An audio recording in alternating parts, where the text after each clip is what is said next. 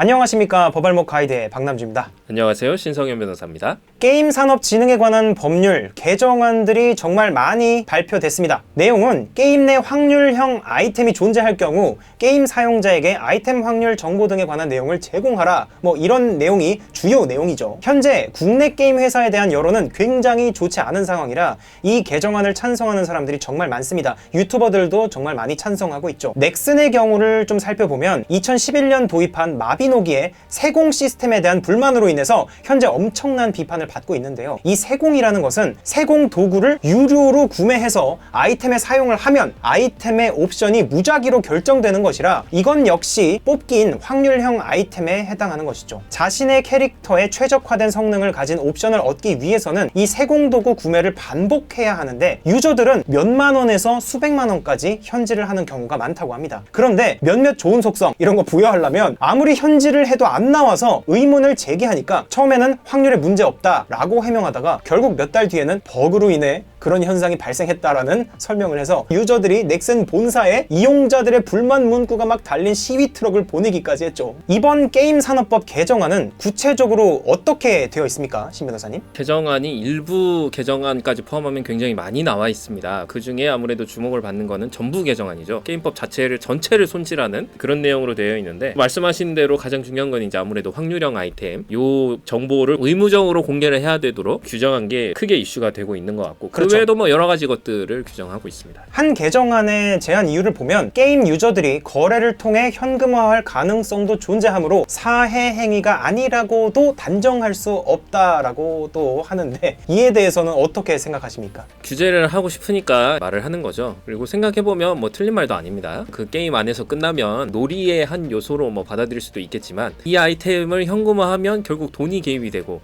그럼 결국 도박과 같은 요소가 생기는 거기 때문에 사해행위가 아니다라고 단정할 수가 없다라고, 그렇죠. 이렇게 이야기를 한 거죠. 항상 이렇게 좀 애매할 때는 사해행위다 또 아니고 사해행위가 아니라고 단정할 수 없다. 그렇죠.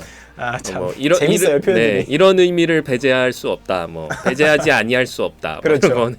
한국게임산업협회는 이번 개정안에 반대하고 있는데, 이 개정안에 반대하는 이유는 뭐라고 보십니까? 확률에 의해서 아이템을 얻고 못 얻고 이런 것들은 밸런싱이나 재미의 아주 중요한 요소다.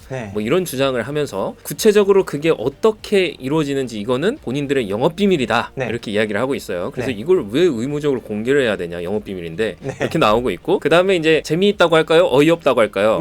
또 하나는 우리는 이미 자율규제 내용에 그런 내용을 포함해서 우리끼리 잘 자율규제를 하고 있다. 오, 그렇군요. 그런데 왜 굳이 정부가 나서서 법적으로 이걸 의무로 강제를 하려고 하느냐, 이런 식으로 지금 반대를 하고 있죠. 자율규제에 대해서 한마디 하고 싶은데, 넥슨의 경우에는 마비노기 뽑기 아이템 확률은 공개하지 못한다고 대외적으로 밝혔지만 매년 한국게임정책자율기구로부터 확률 공개 인증을 받고 있습니다. 실제로 확률을 공개하는 부분도 있지만 정작 유저들이 원하는 부분에 대한 공개를 하지 않는 상황에서 누가 봐도 자율규제를 잘하고 있으니 개정안에 반대한다라는 논리는 문제가 있어 보입니다. 개인적으로는 이 법이 생긴다고 할지라도 이 확률을 이용해서 현질을 유도하는 꼼수는 정말 많을 것 같다는 생각이 듭니다. 예를 들어서 일시적인 강화 효과를 가진 비싼 유료 소모 아이템을 사용해야만 잡을 수 있는 몬스터를 만들어 놓고, 그 몬스터에서만 드랍하는 매우 좋은 아이템이나 강화템을 만들어 놓는다면 이것도 엄청난 현질 유도가 될 것 같은 생각이 드는데, 이런 경우라면 이 개정안을 좀 피해갈 수 있지 않을까요? 개정안에서 지금 확률형 아이템을 유상 아이템을 사용하는 경우뿐만 아니라 유상 아이템 플러스 무상 아이템이 결합된 경우도 포함을 시키고 있거든요.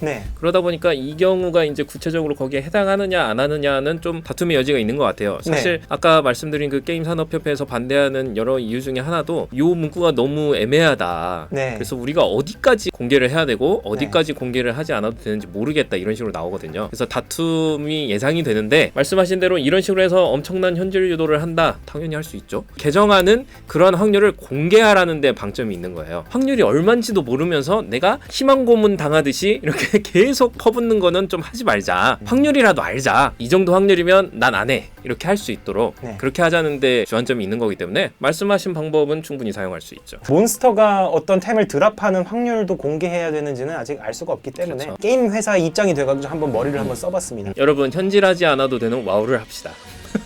와우는 뽑기템 없나요? 어둠 땅에서? 그러니까 있어도 이거는 유료 현질템이 아니니까. 아, 유료 무료가 결합된 것도 아니니까. 그렇죠. 그냥 무료니까. 네, 와우를 하신다면 호드를 하시기 바랍니다. 아즈샤라 호드 화이팅. 네, 감사합니다.